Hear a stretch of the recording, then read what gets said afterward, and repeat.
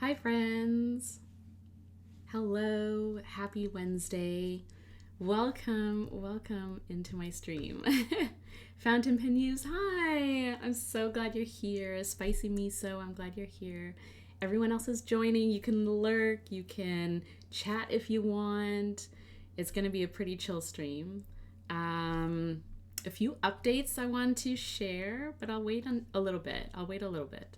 Before I sort of dive into things. But I hope you're well, friends. I hope that your week is off to a great start. And wherever you are, I hope the weather is okay and that you're feeling well. And I hope you've been having fun with stationery. So let me know if you've had any recent acquisitions that you want to share and enable us all, right? But yes, friends, I've missed you. It's been a week and a half or a couple weeks since I last streamed. And yeah, I've been really missing, just chatting and doing some art with all of you. And yeah, just seeing what you're up to too, right? Like having connection in the community is really important to me. So I went a little Franklin Christoph crazy. Whoopsie. I feel like that's a good whoopsie. What did you get, Fountain Pen News? FC? That's amazing. I bought 6 bottles of Sailor Akibi. Amazing spicy miso, as one does, right? Akibi is a gorgeous color. It is so nice. I traded for 2 and then bought 3. Well, that's how you do it, right? At least you traded for 2, so... that's awesome. I'm happy for you. I hope you enjoy. I do like my Franklin Christoph, so I love all my pens. So we are going to swatch my fountain pens today, which is, did I update my title? I did, right? Yeah, okay. We are swatching my currently inked fountain pens. And so we'll do kind of chill, relaxing things. And we'll talk about pens, we'll talk about inks, and anything else that you want to talk about. Greetings, Tuli. Hi, how's it going? How are you doing? Can you believe it's almost the end of June? I can't. So yesterday I filmed my planner and journal update. If you're into planners and journals, then look out for it. It'll be on my YouTube channel. Maybe this week, maybe next week. We'll see. We'll see if I can get it edited in time. But it's basically my update of how the first half of this year has gone in my planners and journals. I'm using 7 systems.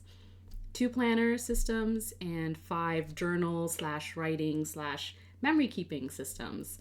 And it's been working really well for me, spoiler alert, but I will be making a couple of changes and going into the summer, which is kind of the busiest time of the year for me because in July and August, my kids are home from school. In Canada, school ends at the end of June.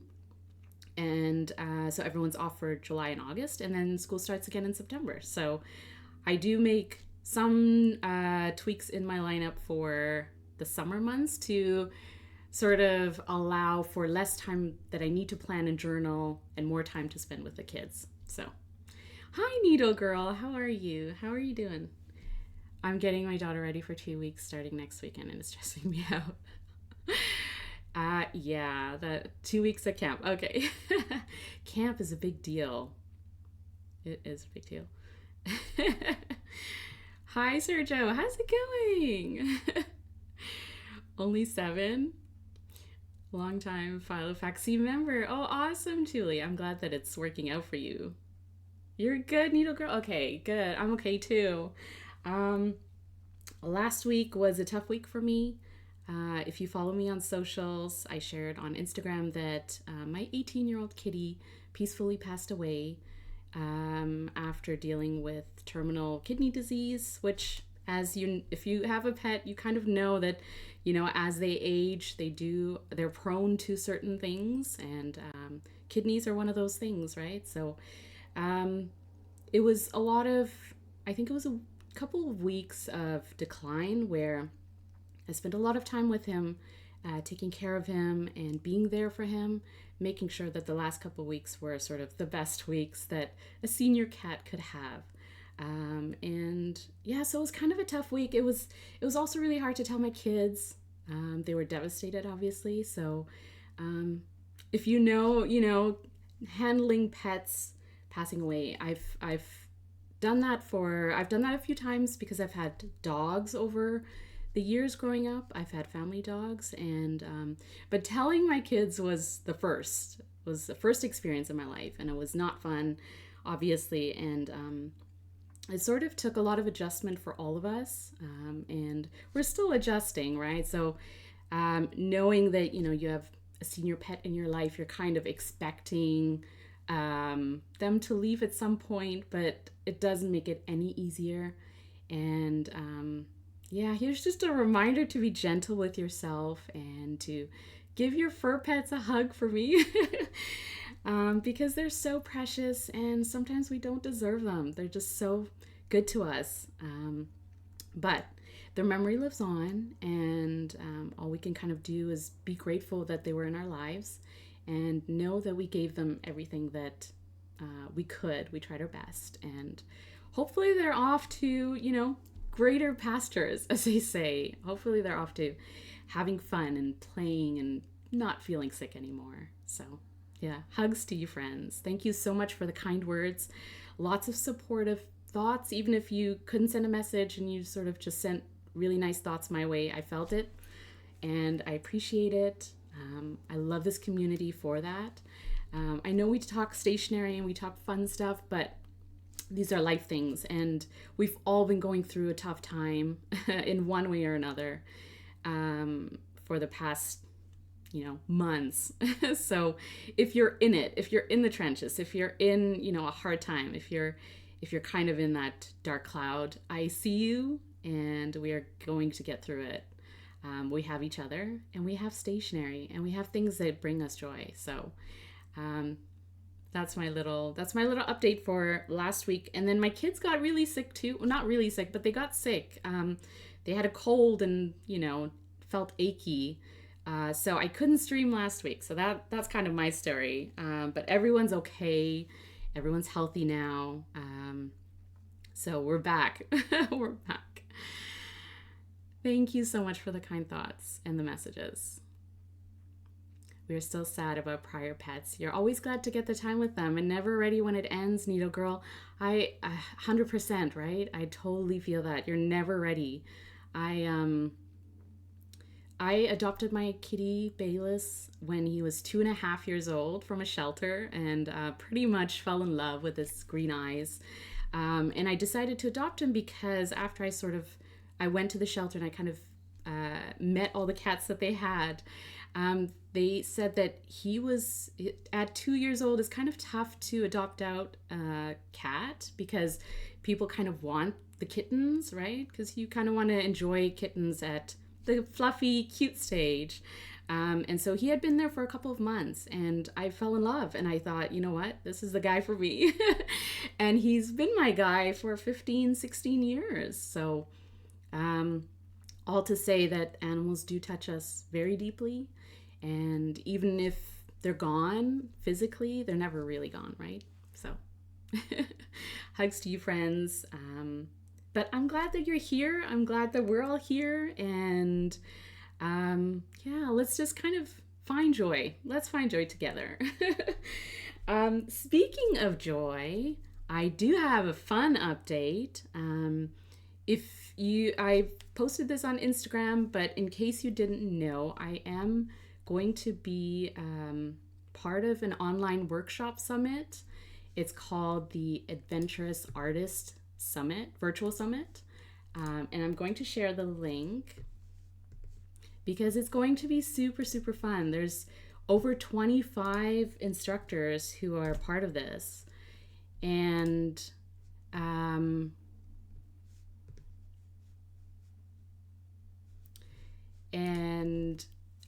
it spans multi-dimensional passions. So anything from watercolor to drawing to sketching to, all kinds of things. And So it's kind of meant for for us enthusiasts who have all sorts of different hobbies, or if you want to start a new hobby. And so one of my workshop is going to be about drawing intuitive flowers because that's kind of my thing, right? So it is intuitive floral art, and I'm going to show how I drew this in real time based on a floral bouquet that I had sitting on my desk. And I used I don't have it right here, but I used a Kaweco fountain pen, so an AL Sport. So I do show how to draw this with a fountain pen. If you're interested, sign up through the link. It's free. It's a 2-day summit next Wednesday and Thursday, so the 25th and 26th. You signed up, Needle Girl. Awesome. Yeah, it looks like a great lineup, and everyone sort of brings their own perspective and their own art, right? Like their own process. It's not just fountain pens. It's not just, painting or drawing. It's like all of those things. So if you're interested, take a look at the lineup. Let me just show you what it looks like. Here we go. The Adventurous Artist Virtual Summit. And the speaker lineup is amazing. Like, I can't wait to learn from some of these people too. There I am. So these are pre-recorded sort of talks. And so you'll kind of, you get to meet the instructor, and then they'll sort of walk through their process and things. And then I think there's going to be some like extra fun little tidbits around the summit. So make sure you sign up, and then you'll get to be in the know. And I will say that I was a little, I don't know if I did a good job of recording my workshop because it was meant to be like a slideshow presentation thing. And technology, sometimes works, sometimes doesn't. So be gentle with me if you kind of take a look and you're like, ooh. But the content should be fun. So follow along with the content. And yeah, we'll have fun in the workshop. Tule, very wet weather plus Western Provinces fire. Oh, I know, Tule. It's we're keeping a close eye because I'm in BC and the prairies are really getting hit hard by wildfires, and it is wildfire season here on the West Coast, and so we're keeping a very close eye on evacuations and things like that. It usually doesn't affect us where like I am specifically, but it does affect us in terms of our water usage. Obviously, there's a fire ban, so you can't have open fire anywhere, things like that. So yeah, I hope everything's okay where you are as well, weather-wise. And oh, thanks, Spicy Miso. That's such a kind comment. Amazing. And then, so that's the Adventurous Artist Summit. That's next week. And it's virtual, free, sign up and learn from different instructors. And then the other thing is, if you are going to the San Francisco Pen Show in August, at the end of August, I will be doing my workshop again. Yay! I am super excited. Last year at the SF Pen Show, I taught my workshop. I had 2 sessions, and they were both full, and I had the best time. And so I'm really excited to do my workshops again this year. And it's going to be pretty much the same thing I did last year, abstract floral art. So we're going to be painting with fountain pen inks. And then we're going to be drawing my intuitive line drawings and creating floral art with a fine liner. So you're going to learn how to paint with fountain pen ink intuitively, and then you're going to learn how to go with the flow using a fine liner. And it's going to be beautiful, and it's going to be fun. And most importantly, you're going to be able to do it. Trust me, I will show you and you will do it, and it will look amazing. So I'm doing that. And then I'm also doing a joint workshop with Cheryl from Rickshaw. We're going to do a joint where she does, she's like really good at bookbinding. She's amazing at it. So she does that as a workshop. So she's going to help us create a sketchbook. And then I'm going to show you how to do some line drawings in that sketchbook. So we're all going to have fun. There are going to be some amazing workshops at the SF Pen Show. If you are going, I can't wait to meet you there. I can't wait to see you, regardless or whether or not you take workshops or just want to hang out. It's all good. So yeah, it'll be fun. Some good things happening. If you are going to a different workshop or a different pen show, let me know, because yeah, I love talking about pen shows. And then what else? If you are new to my stream, by the way, I should have said this earlier, but if you're new or you're sort of tuning in and you're kind of wondering what the stream is all about or who I am, let me see if this will work. I'm Corolla on socials. I go by From Corolla. I love painting. I love playing with fountain pens and fountain pen inks. I love all kinds of stationery, planners, journals, anything. And I share a lot of my content is about playing with fountain pen inks or paint, and then also drawing these intuitive flowers, because I truly believe that stationery is meant to be played with and it brings us joy. And so I kind of lean into that by creating art intuitively and doing line drawings where I don't have to think too much about what I'm doing, and I find that very relaxing. And so I try to share that with people because I think that if we make time for relaxing with our stationery, I think we can get a lot of enjoyment out of it. So I am on Twitch, I'm on YouTube, I'm on Instagram, where I share all this kind of content. So make sure you follow me, turn on notifications if you're on Twitch and you want to know when I stream. So this stream is very chill. If you want to chat, it's all good. If you want to let me know what you're enjoying this month in terms of, stationery, fountain pens, fountain pen inks, let me know in the chat as well. And we're kind here, so, very chill, very kind. So yeah, that's kind of the stream, right? If you're watching the replay on YouTube or on Twitch, thank you so much. I appreciate you as well. And if you're here, obviously, thanks for being here. Colorado Pen Show is my only show for the rest of the year. That's amazing, though. Also just signed up. Thanks. Yeah, no worries, Carol. That's awesome. Yay. It is going to be fun. Okay, what else? What else do I have to talk about? I think that's kind of my thing. That's kind of my spiel. So, a couple of workshops, and yeah, the summer's kind of going to be busy. I don't know about you, but I'm excited, but also kind of, just I know a lot of things are going to come my way, and our way. A lot of things are happening this summer. Are you thinking about planners for 2026? Because like I mentioned yesterday, I filmed my half-year Techo Kaigi or planner and journal meetup and what's working and how I'm kind of liking my lineup. And I actually I've been thinking about 2026 for a little while because I start early thinking about that stuff. But I think there's a couple of planner companies that have already sort of launched their pre-orders. So June, July is kind of that time where pre-orders start to happen.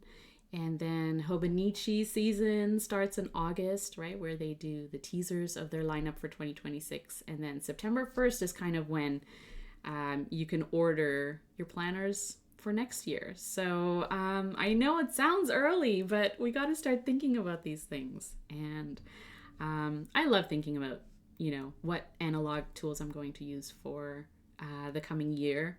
It's like, it keeps me grounded in the way that I feel like I'm on top of everything, being productive, being organized.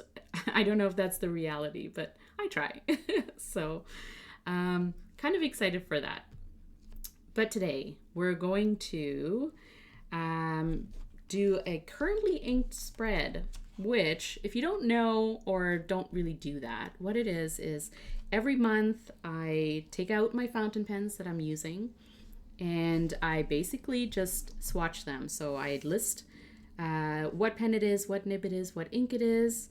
And then I pick out 6 to 8 of those fountain pens that I call, so these are the currently inked. And the whole point of having a currently inked inventory is for me, I can look back month over month and see, what I've inked before, what ink pairings with pens that I really enjoy. And sometimes I'm kind of, like I look back and I think seasonally, I feel like I'm drawn to certain colors and certain shades. And maybe not surprisingly, but in the spring, summer, I'm kind of drawn to, pastel colors or really bright, fun, cheery colors. And then in the fall time, I'm drawn more to like the oranges, the earthy tones. And then in the winter, I kind of go to like blue and gray, colors that are sort of, down to earth a little bit. So I just find it interesting. And also it's a great reference for me to look back and see, what I have inked up. And then sometimes I can tell there's a sort of pattern in the kind of nibs that I use, or some pens I've inked up for months on end, and that kind of surprises me because I like to switch it up sometimes. And if I keep a pen in my lineup for 6 months or so, it's a sign, isn't it? It just means that I really, really enjoy that pen. And so that's interesting. And then so I pick out 6 to 8 pens from my currently inked, and I make this notably inked spread. And notably inked to me means these are fountain pens that are notable for that month, either because of the nib that is in that pen or the ink that I'm using in it. And so it's my way of kind of, letting them stand out and highlighting them a little bit, showcasing them. And so I create this spread, basically just drawing this floral doodle or a sketch, and then writing out what the pen is. And then if it's a custom nib, or if there's something special about that nib, I'll kind of showcase it in my writing of like what that nib actually looks like. And this is great because then I can sort of flip through month over month and again see, if there's a pattern with the kind of nibs that I'm drawn to, or if I kind of look at something and I think, oh, you know what? I missed that nib. I missed that pen. That's actually a fun one, like this Beak Point from Matthew Chen. That was a fun nib. So sometimes I kind of look back at this and I think, you know what, I want to take that out. And for me, it's kind of just revisiting pens that I own, and then also inks that I have, right? Like I have 145 ink bottles as of April. And they're in a drawer stored away. So for me, it's kind of a way to look back and think, okay, there are some ink bottles that I truly love, but I haven't used in a while. And so maybe it's time to take them out and ink them up again. So that's what we'll do today.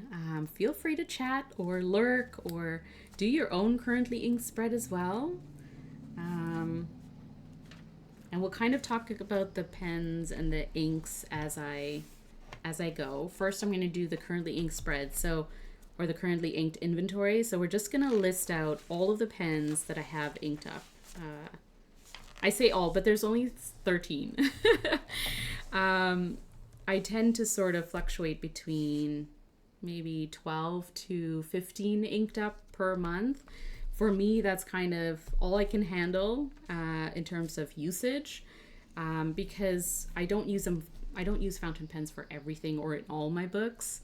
I do use them very much for stream of consciousness writing or when I'm journaling. So that's kind of where my fountain pen usage comes in. And so when I pick my fountain pens for the month, I think about not only the pen that I want to look at, right? Like you kind of are drawn to certain pens, but I also think about the nibs that I want to use. So if they have line variation, or if they're interesting in some way, then that means, I can sort of reflect that in my journaling and my writing.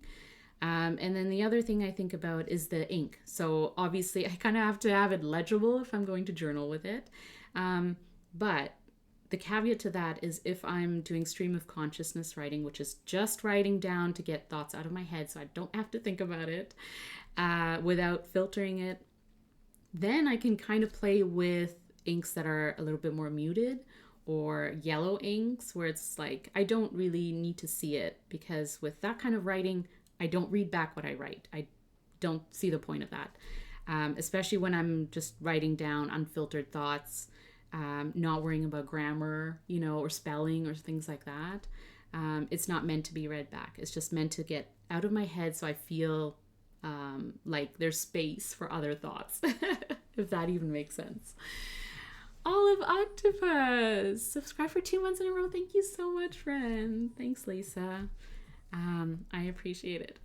And also, hi. How are you doing? So that's my take on currently inked and then notably inked. So what I'll do is I'll go through each fountain pen that I have inked up, and then I'll talk a little bit about the inks as well, which I kind of have tucked to the side. But yeah, if you have any questions or you want to chat about your currently inked, feel free to chat. Feel free to throw it in the chat. So diving in, the first fountain pen, and I'm sorry about the lighting because it's very rainy here in BC, and so the lighting is a little bit off, so yeah, you'll see a lot of shadow, but it's okay. The first pen I have is a Skogsy Choya, and I call it a chunky. I call it my chunky pen because it is very much a chunky pen. This is probably the thickest pen I have compared to like all of my other pens. And I love it. I think it's amazing. I think it's really, really comfortable to write with. And I'm so glad that I did pick it up because it also has the funnest grip, because it looks like it's on fire or there's lava spewing or something. And it's very, you don't expect that from the pen because it's black. It's an ebonite pen, an eco ebonite pen. And then it has, I think it's Stormwind Blanks grip. And the nib I threw in here is a perspective nib from Gena, from Custom Nib Studio, and I bought this nib in California, and I have to say I love this nib so much. I love the line variations that you can get depending on the angle that you hold it at, and I am a huge fan of like the naginata kind of grind, and so any variation of that really speaks to me. So I am all over it. Hello, less busy than I've been, which is nice. Oh yeah, it's good to see you too, Lisa. It's been a while. It's been a while. But we're here and we're okay and we're getting through it. And that's all that matters. So although I do have to confess, Lisa, that I have been lurking in your streams over the past week or so, and I just find it very calming and comforting. I think that's the word, comforting, to be in a stream where I don't feel like I need to talk, because I was going through it last week. I was going through all of the emotions, but it was still nice to kind of feel connected to the community, even with just getting really nice messages, but also just being around people virtually, right? Who are like chatting about inks and fountain pens, and kind of reminded me that there's a reason why we're in this hobby. It keeps us grounded. It keeps us, it gives us just a little bit of happiness when there's so much going on around us, personally, but also just in the world. So thank you for that.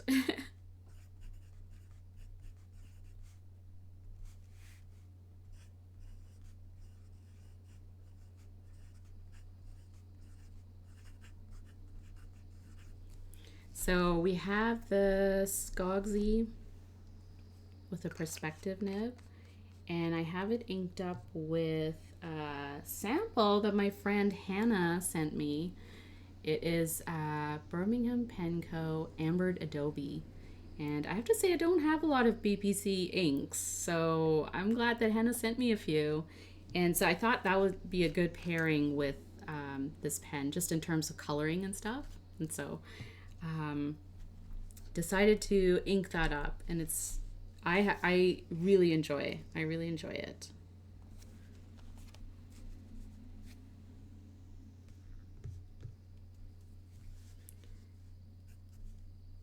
So it's Birmingham Pen Co.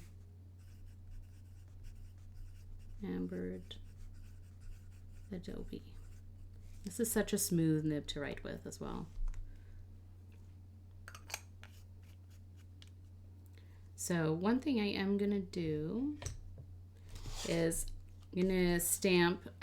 So I do this for my currently inked spread, and then also my what's it called?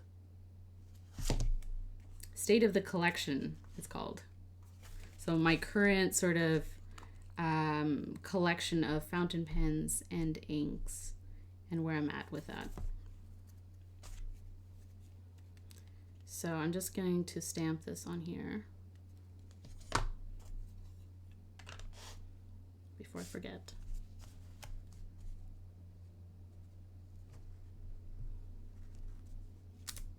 And these stamps are from Everyday Explorers.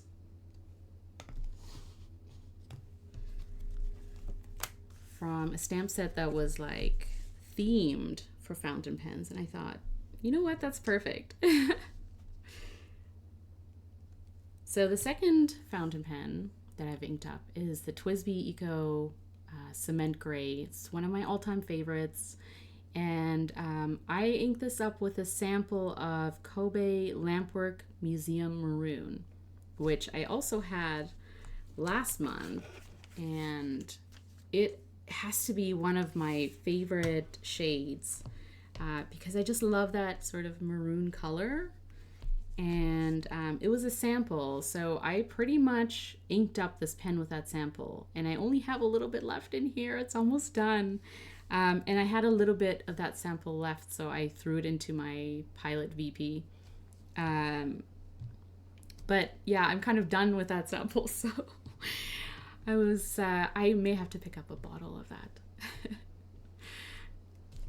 Oh, Eric, Gamma. Thanks for being awesome, Curl. I'm doing.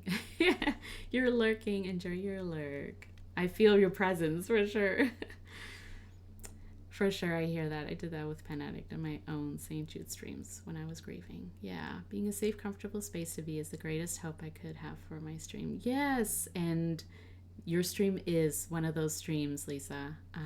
I feel like it's so chill and just a great vibe to be in, just like we're hanging out in person or something, right? And just playing with inks, and it doesn't have to be, you know, anything. It doesn't have to be like everyone's sort of talking and sharing and things like that. It's a vibe, it's a presence, and I definitely felt that. So yeah, I'm glad that we can sort of have that space when we need it. I'm on the Burmese ink site. I miss the storefront. So yeah, I'm not super familiar with Birmingham, and but the inks that I have tried sample wise have been nice, so I kind of like them. Hi, Miss Marilyn, how are you doing?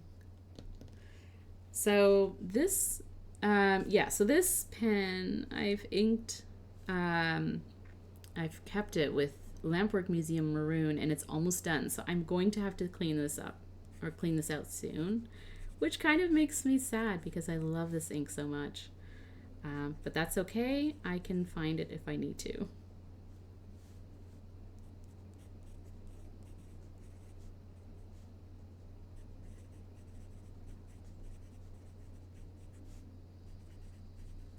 I think I got this sample from Galen at Fountain Pendulum, and it was one of those inks that she sent as part of like other ink samples, and I thought, you know what, a good maroon. I like a good maroon. I'm glad I went with that because it's so good. Aw, thanks, Lisa. I'm so glad you feel the same too. Do you prime your pistons as the ink goes down, or just leave it where it is after you fill it? Oh, I do prime it. Yeah. Do you mean like pushing it for the eco, pushing it down? Yeah, I do that. just so that it's ready to go, and I haven't had an issue with that. It's raining really hard now. So this one, I have the exact same ink in here because I had a little bit left in the sample, and so I just took a blunt tip syringe and added it to an empty cartridge that I had. My pilot VPs, I only use cartridges, and then when they're empty, I refill them because I cannot deal with the converter. But it's great with samples, so I can just, you know, fill them with whatever sample I want to.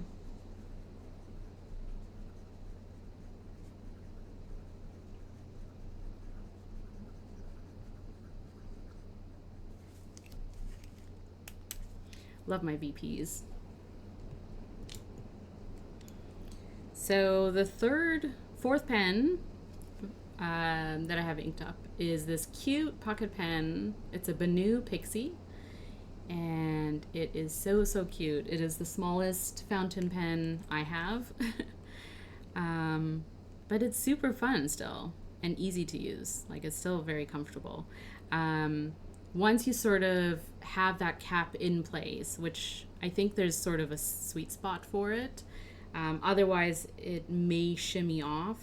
So as you're holding it, the cap might sort of come loose, but there is sort of, as you move around the pen, there's like, it sort of wedges in fine. So the nib that I have is broad, and I inked it up with a sample of Pelikan Edelstein Aquamarine.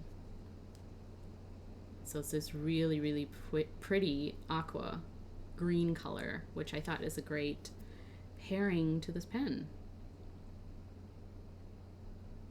I try not to put shimmer into the vanishing point because I'm afraid the shimmer will clog the feed. Yeah, I have certain pens that I use shimmer in, because I know that the feed will, like, it'll be fine in that feed and nib combination. I don't put them in all of my pens. I don't use shimmer inks too often. I should say that. But when I do, it's specific pens that I put them in. I haven't had an issue so far with using shimmer inks in a Twisby, especially if it's a stub nib. But I have sort of leaned towards using them in a Franklin Christoph pocket pen that I have, that I can eyedropper if I want to, just because it's so easy to take apart as well, and I feel like it flows really smoothly through the pen, through the feed, through the nib. And I usually use either a broad or a broader custom grind.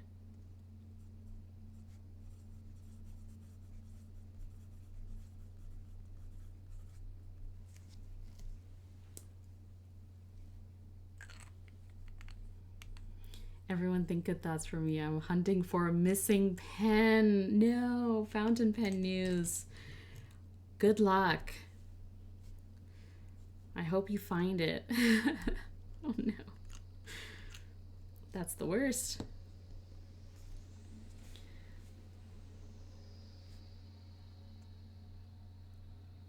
Yeah, I mean, I think if you're into shimmer pens, it's good to figure out what kind of pen works for you, and for that shimmer. And then also, depending on the brand of shimmer ink, I find that they vary a little bit.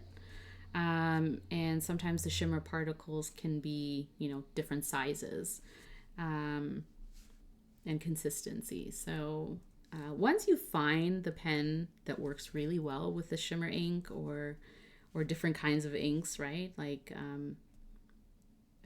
pigment inks as well can sometimes be finicky, especially when you're trying to clean it out of a pen. But once you do find it, I feel like that's kind of the magic combination. So this is the Pilot Custom 823 with a signature nib. So it's kind of like a rounded stub type of nib, very smooth, very easy to write with. And I have it inked up with Diamine Twilight. which is one of my favorite inks. It is. And I have a big bottle of it. So it's a really, really nice sort of dark green blue, I would say. And when you're writing with it, right, it looks really, really dark, but it has a sort of dark shade of green to it, which I really, really enjoy.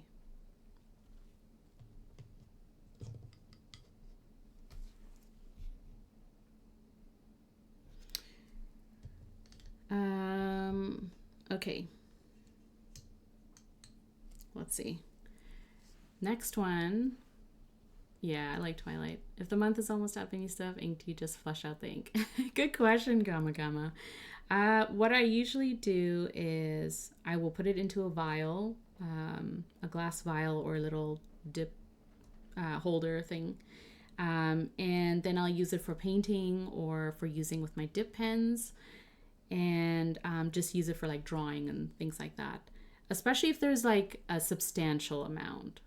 But if it's a tiny amount, I've been okay with flushing it. And I will say that because it took me a few months, maybe like almost a year to work towards that, because I was one of those people that was like, I can't waste ink. I have to sort of use a pen until it's dry, and just found that I couldn't do that because I would have multiple pens inked up.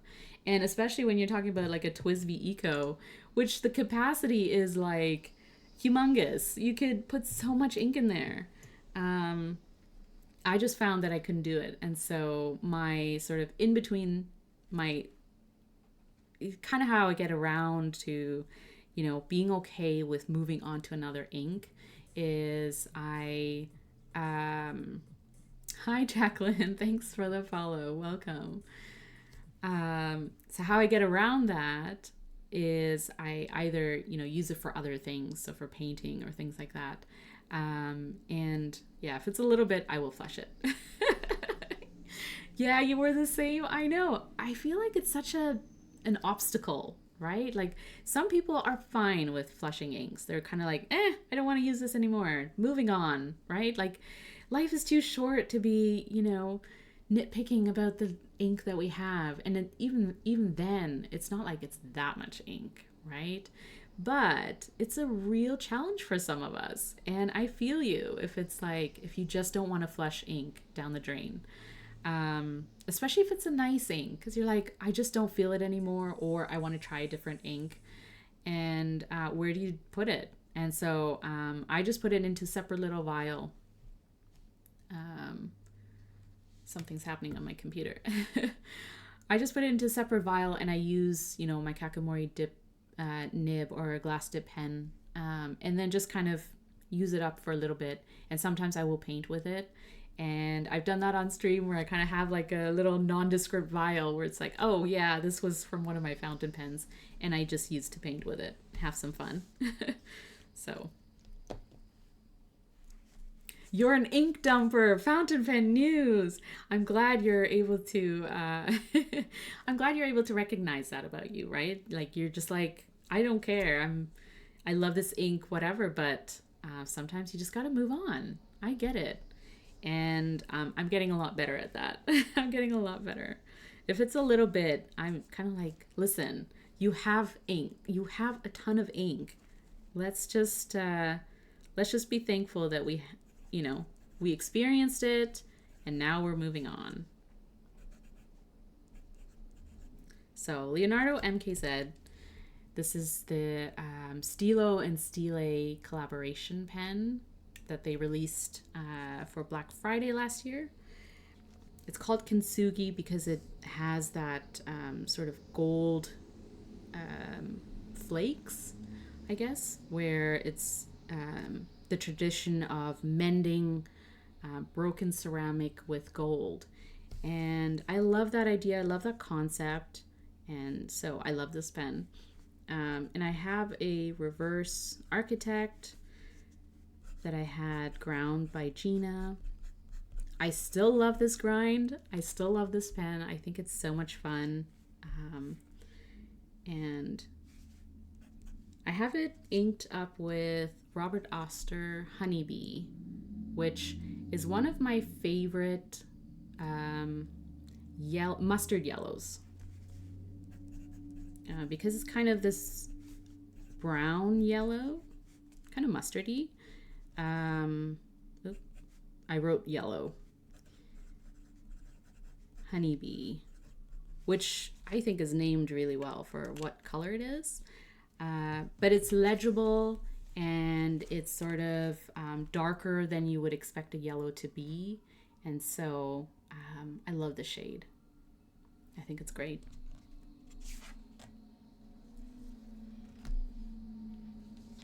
You've had your narwhal piston inked for upwards of 8 months? Yeah, that's awesome.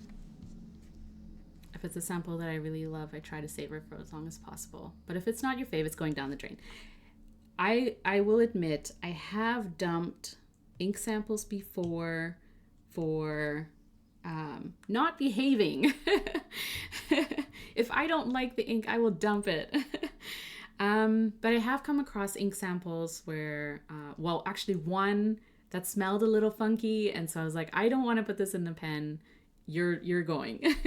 But then another one that I did use, and I tried it in different pens. I forget what ink it was now off the top of my head, but it was one of those inks where I was like, I think it was really dry or something. And I tried it in a few different pens that I have, and I was like, you know what? I don't know. And I think I painted with it for a little bit, and then I moved on. It's just like, I'm not going to keep it because I don't want to use it. So there's that. Yes, life is too short, right? Especially if you have like 900 inks to choose from. I'm exaggerating, but especially if you have a lot of inks to choose from. That is a nice yellow, right? Yeah, I agree. And it does sort of catch like a golden brown tone to it. So I love using it and then kind of just admiring it.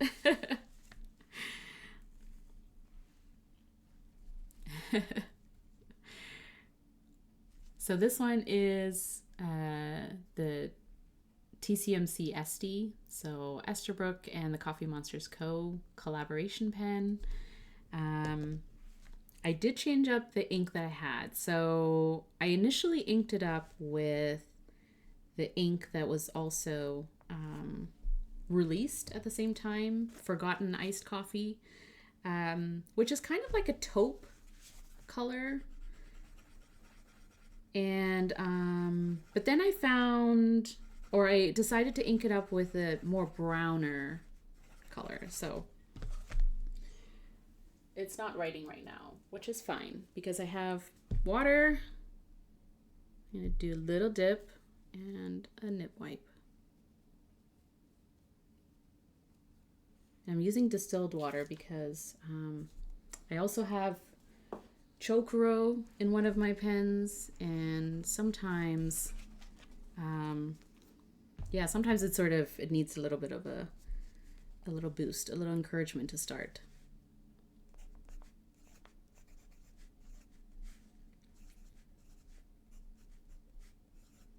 So the nib that I have is the journaler nib.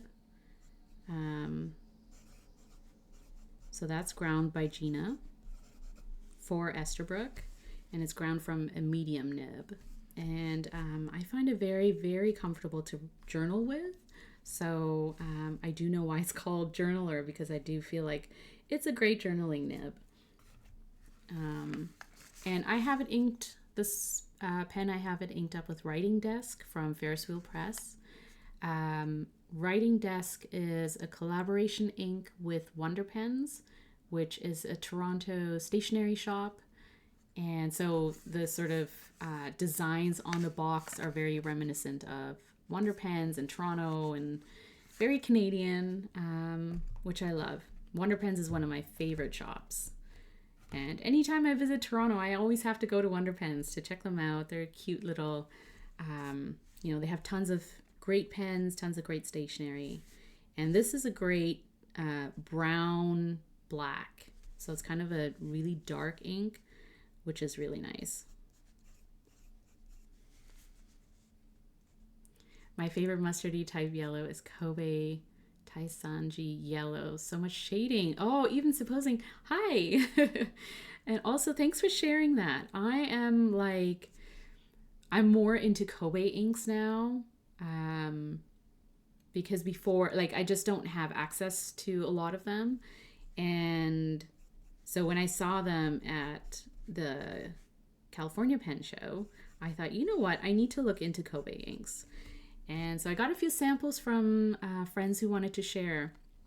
And I have to say I'm loving Kobe. So, hi, April. I was in Toronto recently and got to visit Wonder Pens for the first time.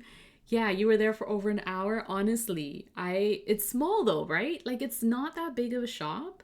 And yet they sort of pack it in to make it feel very cozy and comfortable.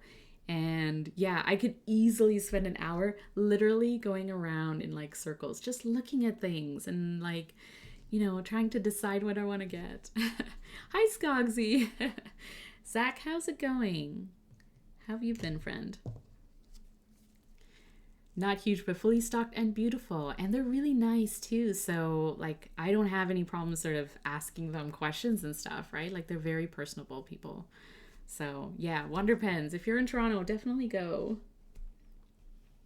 Let's see. I'm like totally going out of order because I had it kind of in a rainbow order and it's fine. We're just gonna keep going. What's new, Zach? What's your next show that you're getting prepped for? So friendly. I got to see Liz. Oh, amazing. And I think they're on a trip right now. So they're sharing all these stories of, yeah, I think it's Japan. And they went to like superior labor and stuff. And I'm like, it's so cool. It's a frantic dash to get commissions done and also get ready for DC and SF. Oh yeah, 2 huge shows. Oh man, I feel you. So definitely get on it. I can't wait to see what you're going to have at the shows. I'm super excited. Well, I'll see you in SF, so I'm excited for what you're going to bring. This is the Pilot E95S, which is a pocket pen that I've had on my wish list for years, probably, because, you know, it's Pilot, it's a gold nib, and it's a pocket pen. But I only got it recently from Atlas Stationers because I wanted to use up some credit that I had, and I thought some pocket pens would be nice. And so this is one of the choices that I went with. And probably haven't acquired it before because it's such a classic sort of nondescript pen. And because it's nondescript, it's kind of those like pens that you might overlook when you're looking for something new and something fun. But I will say it's now one of my favorite pens. Just because it writes so beautifully, so smoothly. It feels very comfortable for a pocket pen. And I love the nib.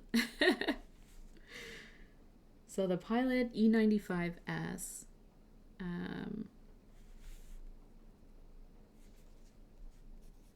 Which I have inked with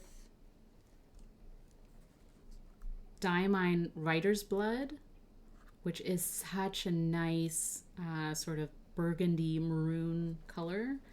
And I thought that's a good pairing with, you know, the color of this pen. And yeah, I just filled up an empty ink cartridge because I cannot do converters with this. And it's great.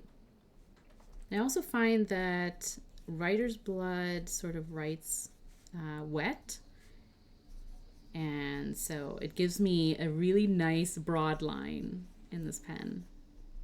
And this pen and this ink combination is really, really nice for me. I love it.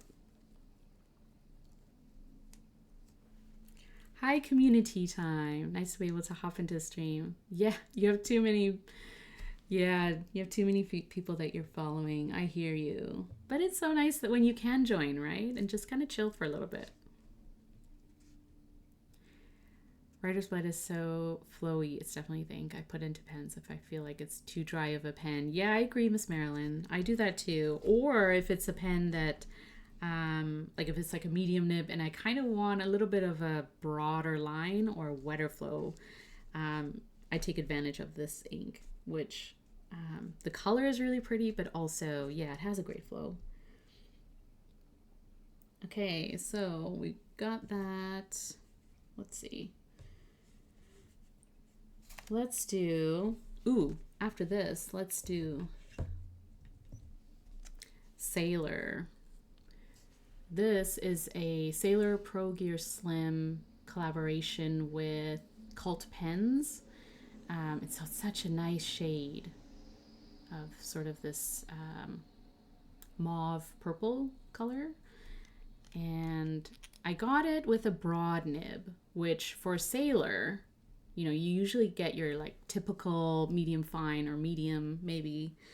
And I got a broad, which writes beautifully. Like it is one of my favorite pens and nibs because, yeah, it writes so nicely. So for me, it's a great journaling pen.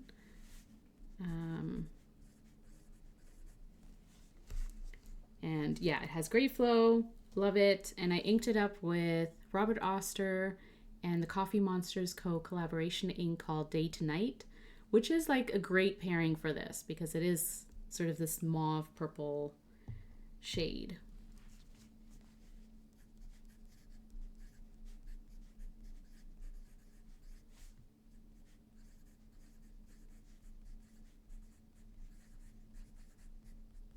And so you can see it kind of gives like a really nice broad line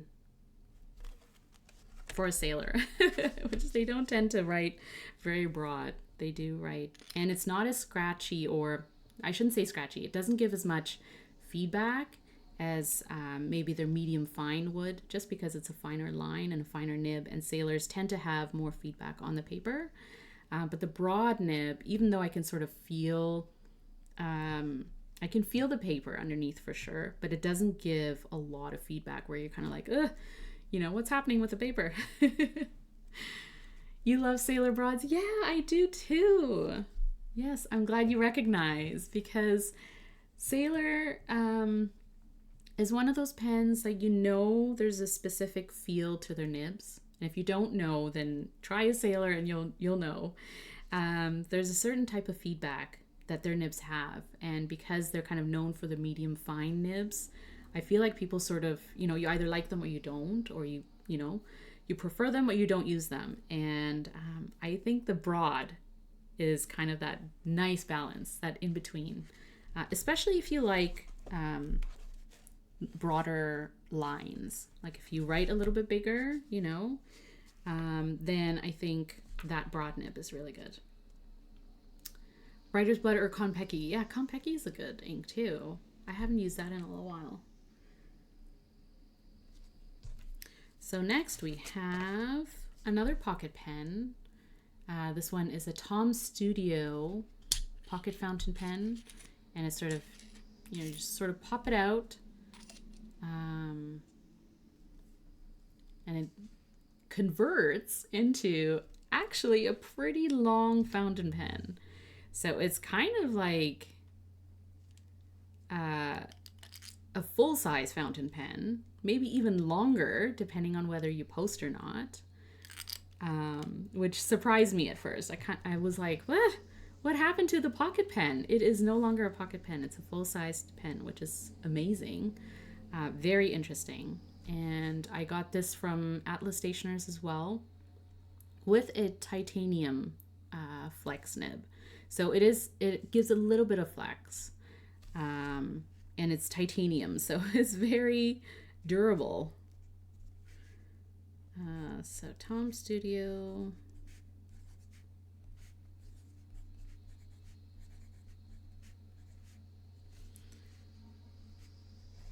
So you get a little bit of variation, which is kind of fun and nice. And I have it inked up with Robert Oster Sydney Lavender, which is another sample I got from my friend Hannah. And upside down. It's a really nice sort of dark purple color, which I think matches this pen pretty well.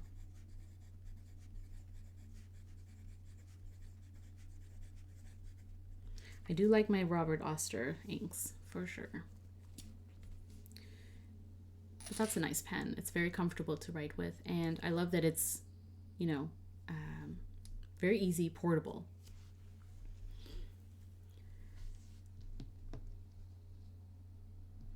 Every sailor that I've ever looked at under the microscope looks like the nib tipping is made of inferior metal. Interesting. Well, I can't say too much about sailor nibs because I haven't looked at them under the microscope. But I do, you know, I think they do have a specific feel to them, and you know, some people love their sailors.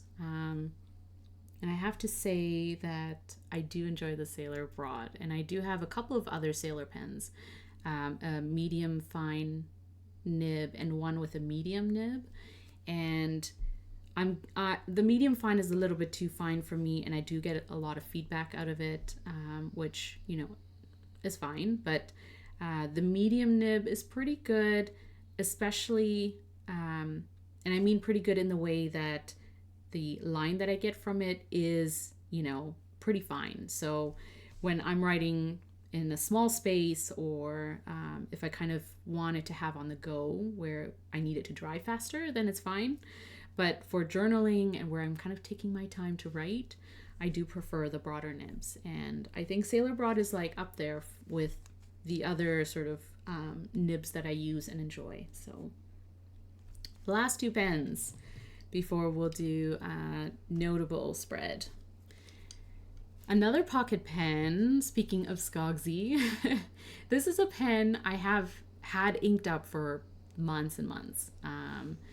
And I probably will keep it inked up for months and months. So this is the Skogsy Baby Soero, and it's an Ultim, and I have it, the nib that I have is the black like raven nib from Franklin Christoph, and it's ground into a double broad sig. So not only is it sort of classic and sleek, it is also the biggest line. It also gives me, you know, just a broad line. So I haven't used it in a little bit, so this is why I have the distilled water. Because sometimes it just needs a little encouragement.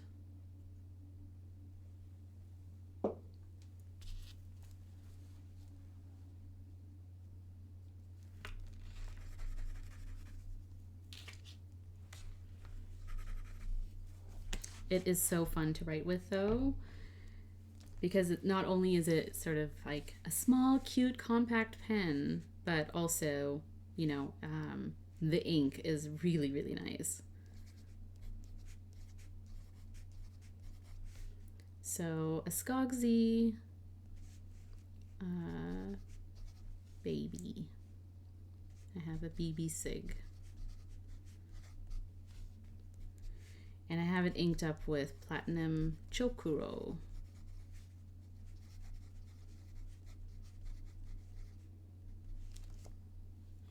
So that's this very sleek black box, and the blackest of all black inks. And if you use it, again, just a reminder, if you're cleaning it out, use distilled water so that it cleans out properly. And also if you're sort of needing it to start, and you can put it in a little bit of distilled water to get the nib going again. Tipping alloy they use has a tendency to have voids. Oh, that is interesting. This is part of what gives them, this is part of what gives them the signature feedback. Okay. Okay, that's interesting to know. You have to put very wet ink in them to keep the tipping lubricated.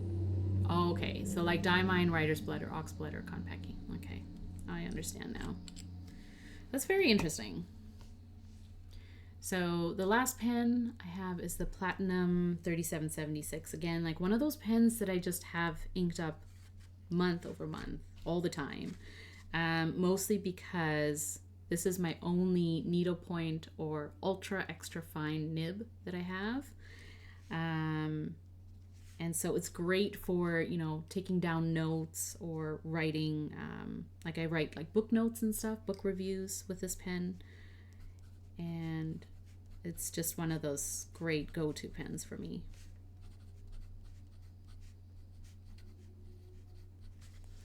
And I have a Platinum Carbon Black ink cartridge in here. We'll probably keep it that way.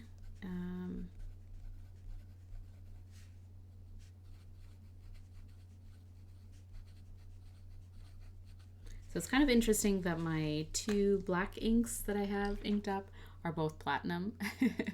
Carbon black, and then even blacker Chokuro. What can I say? When I like my black inks, I like specific black inks. So 2, 4, 6, 10, 12. Did I miss one? I did miss one. It's like, wait, 12. I missed my Pilot VP. Oh, this one is, it has a broad nib. I have it inked up with a teal ink. So Pilot VP and broad. I have it inked up with Bungabox Tears of Alice, which I've said before is kind of my favorite teal ink. And it's also kind of my favorite ink bottle because of its shape. It is such a cool ink bottle and such a nice ink. So I thought throwing that into my black sleek Vanishing Point would be a great pairing. So that's that. Tears of Alice. Yeah, you love it too. It is so nice, isn't it? It's such a pretty color.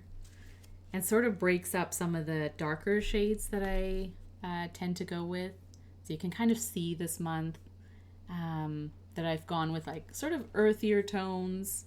I do have a couple of the maroon, even like Writer's Blood, Day to Night, Writing Desk.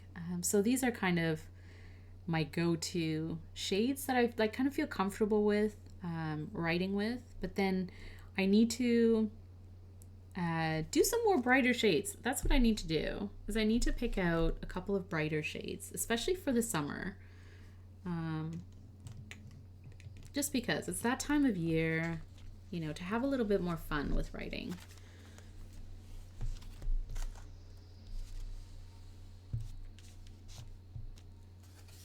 Maybe I need to do like a yellow and orange.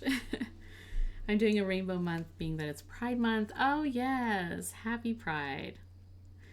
You like to take advantage. Of course, that makes total sense. That's a great idea too. Go with Pride colors. And it also will look great when you're swatching them, because then you have like the rainbow sort of gradient, right? Which is super satisfying. So what I'm going to do now is I'm going to create my notably inked spread. And so we're just going to do a little bit of sketching or drawing, and then taking a closer look at the nib a little bit. So let's see. Let's do the Skogsy again, because this one was kind of my, I tried to find an ink to match this pen, and I've done orange, like I've done Fire on Fire by Robert Oster and Pen Addict, which I thought was a great combination or a great pairing for this. And I've also done, I'm trying to think back. Let me see.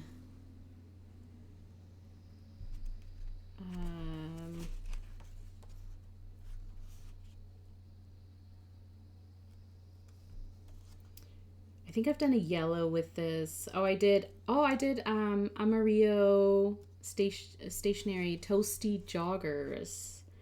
Because it is that sort of like burnt yellow kind of color.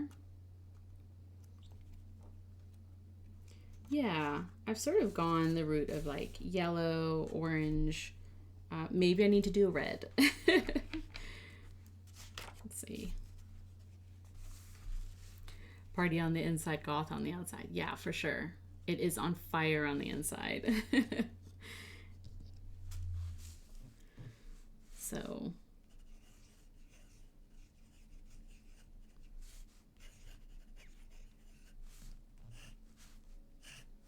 Yeah, maybe I do need to do a red in this. Because I've done the yellow and orange, and I've kind of done this sort of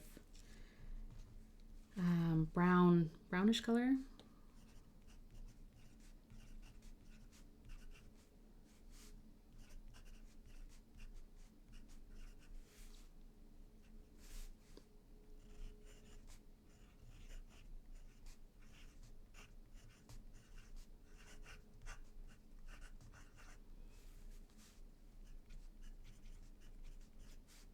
But I do like using my samples up because I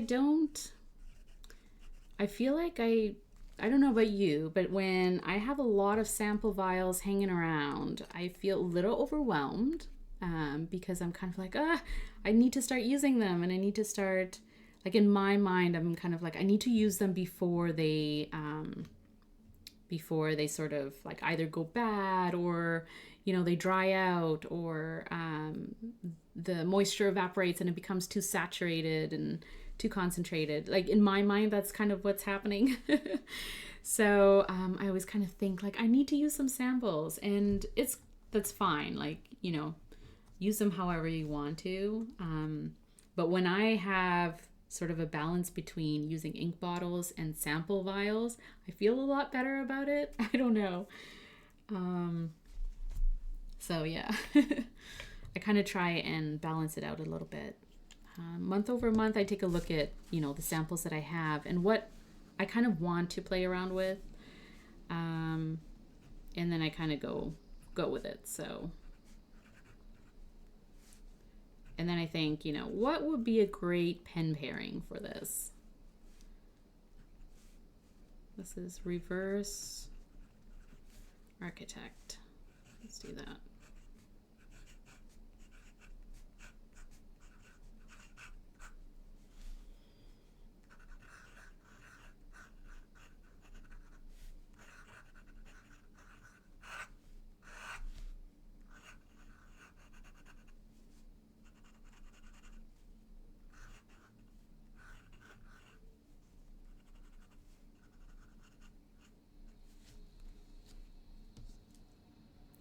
So that's the Leonardo MKZ with Reverse Architect, which I have inked up with Robert Oster Honeybee.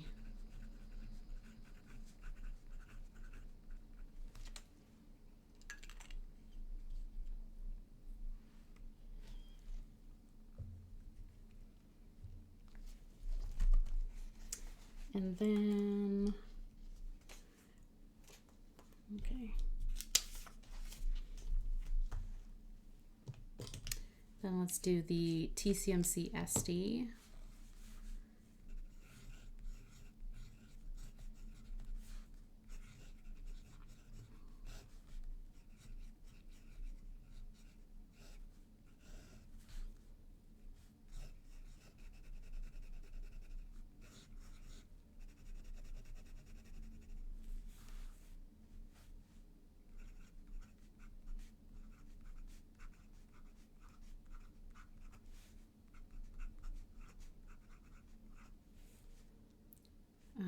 And it has a journaler nib.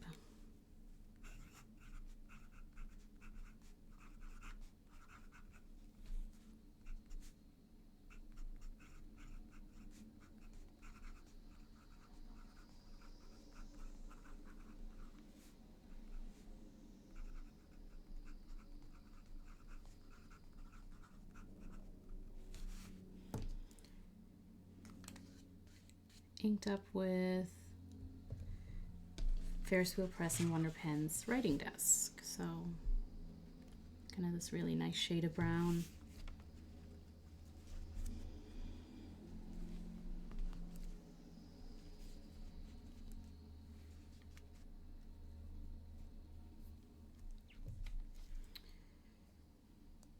Then we'll do the Pilot E95S.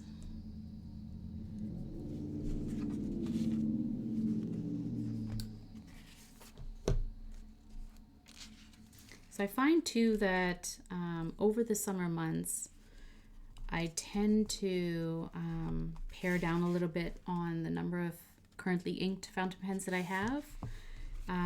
Again, just because summer is kind of a busy time for me, and so I don't have as much time to play with fountain pens as I want to. And instead of kind of letting them sit there, I just prioritize which fountain pens I want to write with and ink up. And again, I sort of have pens that are my always inked, I guess. For example, like the 3776 or the Skogsy, where I kind of have black inks that I will always kind of use. So I don't clean them out, or I don't sort of put them away. I always have them inked up.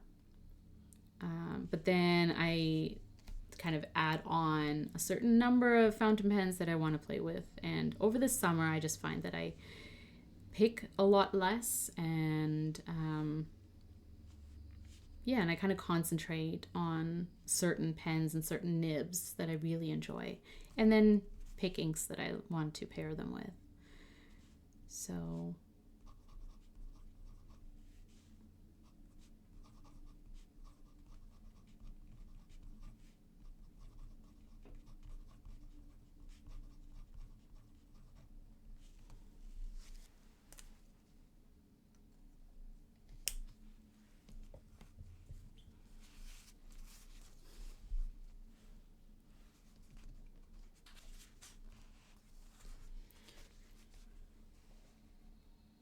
then we have Pilot VP. Oh, yeah. Then we have Pilot VP and Tears of Alice. So that will kind of brighten up the spread a little bit.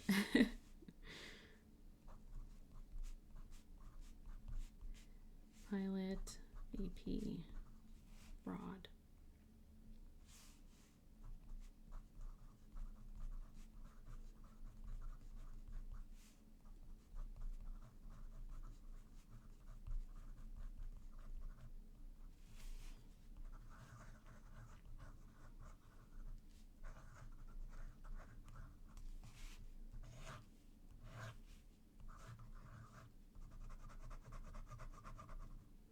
If this is your first time seeing or watching me do these notably inked spreads, the reason why I write and I draw is obviously because it looks a lot more aesthetically pleasing to me.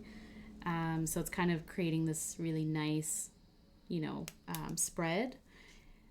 But also it's a way for me to really experience the nib and the ink pairing. And so when I'm doing these sort of loops, it's really just a sketch, right?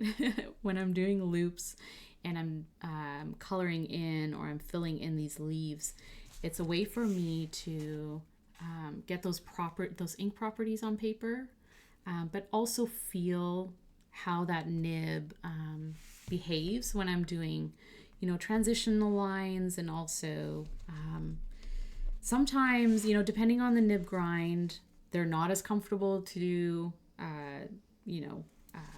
like cursive type of writing or loopy sort of drawing with, and that's fine. And sometimes you can kind of feel feedback between different nibs, how they handle that paper. But this is kind of my way of not only making it look kind of nice, right, but also getting a feel for the ink and the nib, and then later looking back and remembering what I enjoyed So for me, it's a lot to do with the experience as well. Not just the way that it looks that I can reference later and kind of, think, oh, that looks great. But also, it's a great way for me to document how it behaves. So that, like when you're, depending on how you use your fountain pens, you don't have to draw with them. If you're just using them to write, then that's fine too. But I just find that like drawing with them gives me a better feel for the properties of that nib, of that ink. And then also shows off that shade a little bit more, because when you're just writing with a pen, sometimes you don't get to see all of those properties, which is partly why we are drawn to certain inks, right? Is the different properties that they have.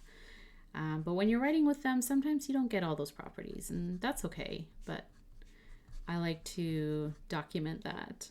I really enjoy them.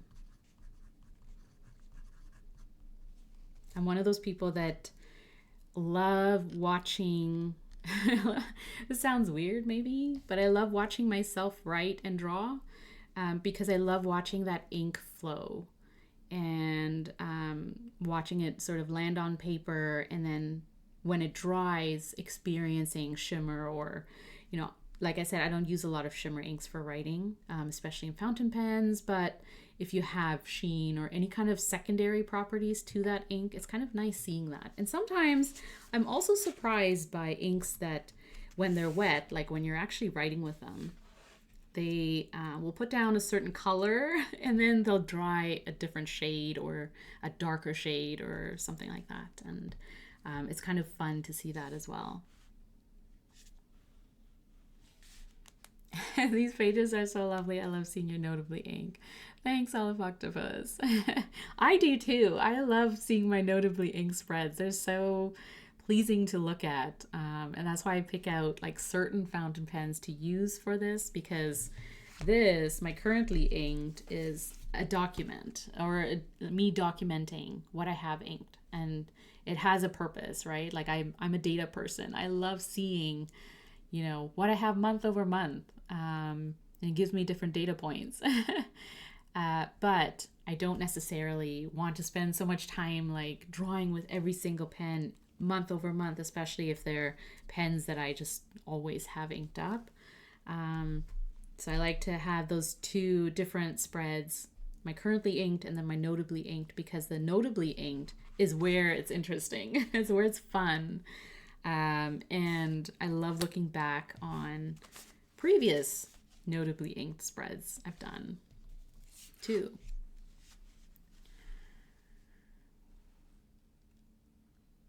Lovely green, yeah. It flows a little too well on my pen. Oh, thanks, Spicy Miso. Thanks, Jacqueline. I love it. What a gorgeous way to document your currently inked. Yeah, and I encourage everyone to do, however you kind of want to document your currently inked, and play with those inks and, experience the different properties of your inks as well. I encourage you to try, do your own version of notably inked, either this way or in a, less pressured way, whatever comes natural to you. But yeah, it's really enjoyable to look at this. And I think last month I had a few more in my lineup, so I did 8 notably inked. So yeah, it varies, right? And I love also looking back on the different nibs that I used and think maybe I should ink up this pen and use this nib too. What's this? Yeah, I had quite a few this month. This, I think it was January or February. But yeah, so it's very pretty to look at. Whereas this is not so much. It's just basically like a list of what I've inked, which is good reference. But I do like sort of creating a spread like this and having it there to look back on. And yeah, knowing that I enjoyed it so much. Oh, my planner, Chico Rins, flows so much with my FA nibs. Oh, the TR paper feathers. Yeah, that is no fun. I'm going back to Tsukiyo. Oh, Tsukiyo. Yes. I get you. Yeah, I guess it does depend. And then TRP is experiencing some issues this year, right? So consistency wise, it's good to figure out like what inks kind of work well with that paper. TR has been all over the place for sure. Spicy, it's been all over the place depending on what brand or like what company you got the paper from too, right? Planner wise or notebook wise. And they're not cheap. Yes, I know. They are not cheap. It's disappointing. I hope that it gets figured out for 2026. But it is disappointing. And I totally feel, you know, people who have had issues with their planners, Hobonichi. Yeah, I don't know what they're going to do for next year. I haven't heard anything. Obviously, they're keeping it close to themselves in terms of what their plan is for next year. I guess we'll find out in August. But I have heard a few planner companies are moving away from Sanzen and, you know, using different papers. I think Ireful is one of them. A Cosmo Airlight variant also. And then there's also Hemlock and Oak, which is a Canadian planner company. And they have been working, I think it's been taking them a couple of years to come up with a fountain pen friendly paper that is also environmentally conscious and sustainable. And they released a pre-order of notebooks and planners made from that paper. And I think it's 70 GSM. And I'm excited to try out their notebook. I pre-ordered a notebook and then they asked if I wanted to try one of their planners with that paper. And so I agreed, obviously, because I can't wait to try out. Like, I love that there is other options. So if you are having issues with paper, know that there will be other options for next year, which doesn't help you this year, especially if you have multiple planners or notebooks in paper that may not be consistent for you. But know that there's hope. There may be other options that you can go with for next year. And I love that companies are, you know, they're not just sticking to something that may have issues. They are sort of reaching out to other paper companies and paper types so that we can have that choice, right? That we can try out different papers and go with the one that works for us. So for your planner, you can't complain. Oh, you got on a good discount. Still though, like if you got a planner on a discount, it's almost like, you know, you can get over the fact that maybe you might have inconsistencies. But for me, the experience of using that paper is very, very important. Coming from a person who used Moleskine for so many years because I didn't realize that there were all these other options available, I guess. It was just so accessible to me. And so I used Moleskine journals year over year for a long time with like ballpoint pens and gel pens, which is fine. But then when I started using fountain pens, I didn't realize that there was fountain pen friendly paper. And realizing it and then falling down the rabbit hole of, you know, TRP, Midori paper, and experiencing fountain pen on paper that is friendly was a big eye-opener for me. And I can't go back. So for me, you know, it is sort of a balance between like how much it costs, obviously, like how much you're paying for a notebook or a planner, but also what that experience is like. It is definitely a balance. If you can deal with it, then yeah, it's like you have to sort of wrap your mind around, you know, whether or not it was worth it, right? Yeah, Midori is great. Nothing's wrong with our paper. Don't, yeah, right? Like, don't say that if there are issues that a lot of people are dealing with. Obviously, if only a few people are having issues for whatever reason, they can be dealt with. But if a lot of people are saying that, and also proving that there's inconsistency and fountain pens that work regularly on, like, are fine on regular paper, and all of a sudden are now feathering or bleeding, then there is an issue. So hopefully they, whether or not they admit that, hopefully they realize it and they fix it or come up with some sort of alternative solution for next year. Because I do understand if you are using Hobonichi, let's use Hobonichi as an example. If you're using Hobonichi planners, you love the layout, you love, like, aside from the paper itself, right? The layout and the way that the planner is put together obviously works for you, right? And moving away from that to something else with different designs, different spreads can be hard, can be an adjustment. And not everyone wants to do that. So if the paper is fixed or, dealt with, then sticking with Hobonichi might be your option. Personally, as I have been thinking about 2026 planners and journals, my initial plan is to stick with Plotter for my planner. So using Plotter inserts or refills, because I love DP paper. I think it's great. And I love the different options that they have for the refills. Would I love more, different types of refills? Yes, I would. Hopefully they sort of expand their line of refills. But I will be sticking with Plotter, and I will be sticking with Traveler's Notebooks, or Traveler's Company inserts. I think they're great.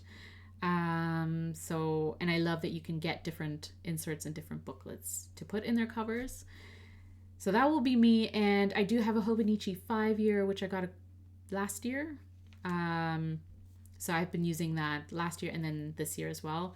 And so I have a few more years in that book. So that's kind of where I'm at the moment. I don't think I will be getting new Hobonichi planners, but I will be very curious to see how they move forward. That's for sure. You bought the paper test, Spicy? Yeah. There are definitely independent planner brands that are worth looking into. Sterling Ink uses Sanzen Tomoe river paper, so I will be curious to see what happens there. I think Wonderland 222 has moved on to a different paper, but I don't know if they've sort of announced publicly what that paper is, or shared paper test, like pen test pages from their papers. So I think they just opened pre-orders, but I don't know anything about their paper. And then I did mention Hemlock and Oak, who use regular paper. I think it's 80 GSM or whatever it is. 100 GSM. I don't know. Don't quote me on that. That's the regular paper. It is somewhat thick. And it's not perfectly fountain pen friendly. And so their alternative is a 70 GSM fountain pen friendly paper, which I am super excited to try out, especially because they're Canadian. So if it is fountain pen friendly, I will be very supportive and happy about that. But yeah, there's also Midori, right? There's also other brands that we know have paper that is fountain pen friendly and seem to be consistent. So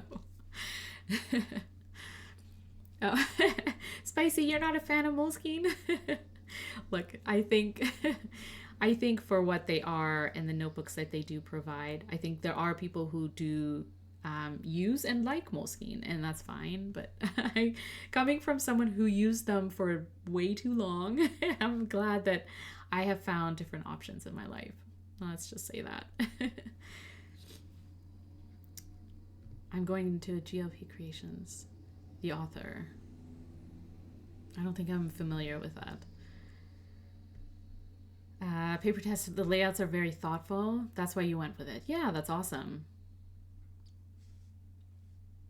Yeah, CVS Caliber notebook.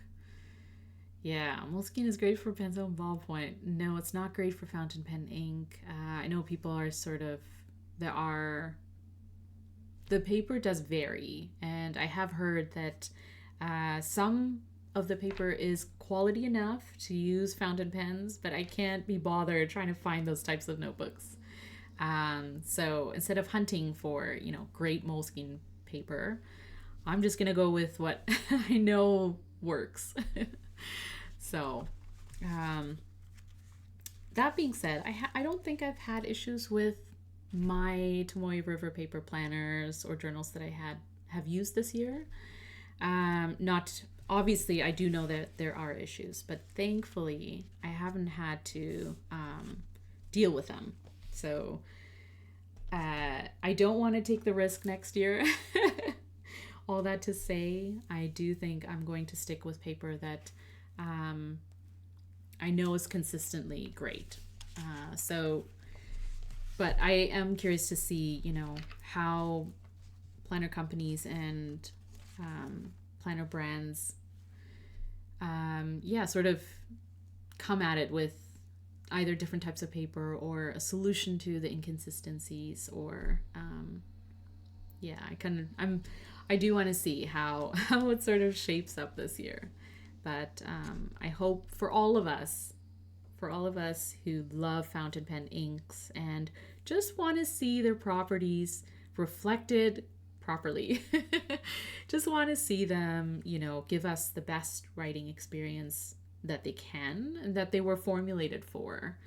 I just hope that we all find the paper that will give us that experience. And if you do, share. Share with us.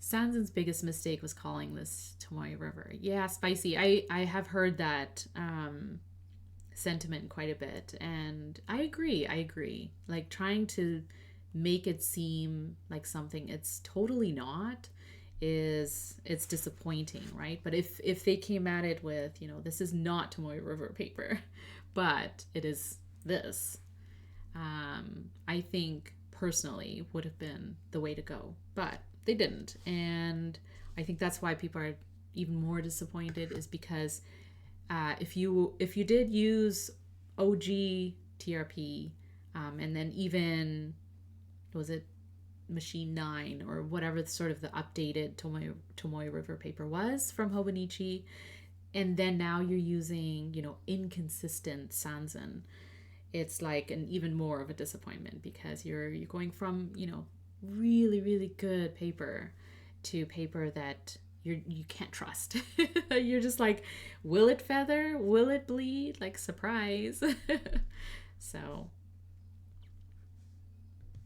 Hobonichi did this year's paper on 47 GSM, so it's not even 42. Yeah, I did hear Hobonichi has a specially formulated paper for them, because they are a huge user of Tomoe River paper, and so I guess they kind of have the leeway there, and I think that's why a lot of the inconsistency was seen in their paper, because I think it's just more obvious with their formulation. But across the board, I've seen it with other brands as well, and I've heard about it. So yeah, I've never used Old Tier. The paper was okay on my Hobonichi. Yeah, you're not blown away per se. Yeah, then in that case, there may be other options, right? Like, Tomoe River paper is a great paper, especially sort of the previous iterations of it, but it's not the only paper. And there are, other options available that work really well. And there's also Stalogy, right? Like, I have used Stalogy notebooks in the past too, where I found them good. Like, I found them, they handle fountain pens really well. So that could be another option as well. And whatever else sort of, I feel like this opens up the door for alternative paper companies. Whether or not it's sustainable and they're able to produce, planners and journals and make it worth it for them as well, I don't know that. But I feel like there is sort of a space in the community for other companies to come out and say, you know, we're using this type of paper, like test it out with all your fountain pens. I would be willing to test out any kind of paper that to see if it is fountain pen friendly. So I'm sure there are, you know, people in the community that would test it out, try it out, and if it works, you know, share that out so everyone can sort of have options available to them, right?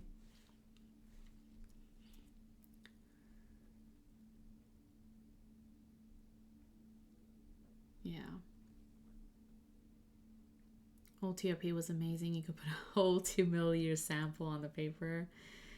Uh, and also, if you are a tactile person, like if you like the feel of paper and you can sort of, I personally can feel the difference between different types of paper, and feeling sort of OG TRP compared to Sanzen, you know, a lot of people have been sort of saying there's a difference in the texture and the feel of it, especially after you write on it and it gets that sort of like, I think the best sort of term for OG TRP is like fluffy or, you know, it's just a soft sort of texture to it, whereas more recent fountain pen friendly paper is crinkly.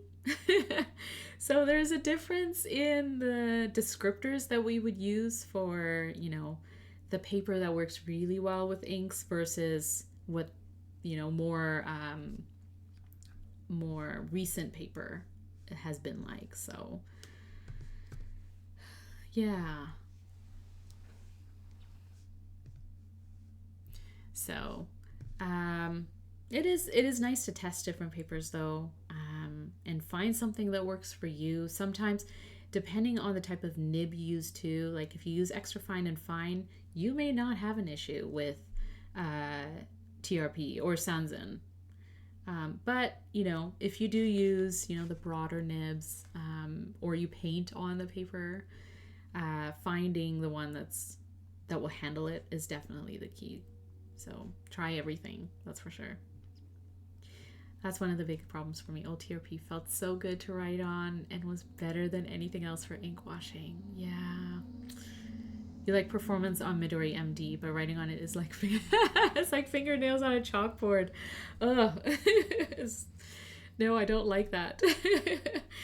Midori MD, yes. Do I write on it? Not really. I do use it for like drawing and sketching, and I do love the Midori cotton notebook. But for pencil sketch, like I think it's great for graphite. And yeah, I think I agree with you, even supposing. I think Midori paper, I tend to sort of use it for drawing because it does handle inks relatively well. I think I haven't had an issue personally with Midori paper. But I don't think I have ever really used it for writing, like even for planners or anything, because I don't know if I'm a cream paper person. Like I'm so used to using white paper that when I do use cream paper, it's either in like a traveler's notebook insert. So it's, you know, a small manageable booklet, or it's for drawing where I don't want it to be too stark. Like I don't want it to be such a big contrast. And so drawing on cream paper is kind of a soothing experience. But it's a little bit more toothy is another way of describing it, I guess. Yeah, so yeah, and using different tools on it, maybe. I wish plotter DP paper was available without holes. Yes, I have heard that a lot of people want plotter notebooks. So Job, April. Plotter notebooks will be great. Like I do love the plotter pads. I love that they come in pads, but yeah, you're right. They do have holes, right? So you either have to ignore that or they do go into your notebook. And having just like a bound notebook with DP paper is on, like I'm looking out for that. If they do that, that would be amazing. They could even do a limited event notebook, like for SF maybe, I don't know, and just test it. I would love to test that out. Yeah, plotter DP paper is really nice, and it's not as cream, depending on the refill type, but the ones that are kind of the cream or off-white color, they're not as cream as Midori. They are slightly off-white, which I find really nice. Like, I find that very soothing and easy to use, coming from a person who likes white paper, but it's very good and close to TRP performance. It is, yeah, and I have used it for like gentle painting, like not a lot of ink. I don't think I've thrown down ink on DP paper. Maybe I should. But oh, you know what? I have kind of. And let me just see. I did here. I did do painting with ink. And it does have that sort of crinkly, which I find satisfying. I know some people are kind of annoyed by it when it like warps a little bit, just slightly. And it sort of gets that like crinkly feel to it. But it was fine. Like, it handled it really well. And that was like me putting a very broad brush with lots of ink on the paper. And it was okay. But yeah, it's sort of this off-white color, isn't it? And it's very nice. Like, it is very, it's not obviously cream or anything like Midori is, but it's just slightly off-white that it's kind of nice to the eye. You love the crinkling too? Yeah, I know, I do too. It's like, I am very much a tactile person, so I love the feel of things. I love the feel of paper, and the crinkle is just so nice to hear. So, yeah, I do like rifling through the paper, and then you sort of get that crinkly sound. We are such paper people. But it's all good. It's all good. So, here's hoping that some of these brands like Plotter come out with variations of notebooks, and if they're able to, it would be really nice to see. It would be, yeah, fingers crossed. And then what we're kind of used to Tomoe River, if there's like a variation of that is consistent, that we can sort of use and not worry about what we're using, that would be nice as well. But I think I feel hopeful. I think there is room for brands to grow, and I think there's room for brands to come in and sort of provide alternatives for people who want to maybe take a step back from Tomoe River, and try different types of paper too. Me included. I would love different options to try out. But yeah, I think that's it from me today. Thank you so much for hanging out with me. I had a great time. I had a very relaxing time. I loved chatting, and sort of just going through my spreads, which I do on a monthly basis anyway. So if I can do it and have, everyone else sort of hang out and chat with me, it keeps me company, right? And it has been sort of nice to gently get back into creating and making art and enjoying my stationery, which is sometimes hard to do when you have sort of big emotions going through you, or you sort of have stress and other things going on in your mind. It's sometimes hard to take just a little bit of time to enjoy something. It feels weird, maybe. But I encourage you to do that. And even if it's just taking out your fountain pens or whatever stationery you use and documenting what's on your desk, right? There's a reason why we ink up certain pens, and there's a reason why we use certain tools. And it's kind of nice to just get back to the basics and ground ourselves in that way, if that makes sense. Especially if you're kind of going through it and you don't feel like creating anything. I totally get it. I totally understand. but it's kind of nice to get back to what brings us joy. Yeah, and just having fun with it, right? Thanks for being here, friends. I appreciate you so much. If you're watching the replay, thanks again. And if you don't follow Olive Octopus, definitely follow Olive Octopus, because that is Lisa's, let me just get this right. Lisa's stream is like one of the most chill, relaxing, calming streams for me, as is Brad's, as is Mike's as well, Inkdependence Mike. Yeah, I love all the streamers that sort of go through and share what they're doing and do it in a calming, supportive, relaxing way. So yeah, I'll see you on the other streams. Oh, yes, next week. I don't know what my schedule is going to be like for streaming over July basically, and August, because my kids are going to be around. So if you don't follow me on Instagram, do, because I post on there when I'm going to be streaming that week, whenever I can. But I can't wait to see you again. I can't wait to hang out again, and I'll see you around, okay?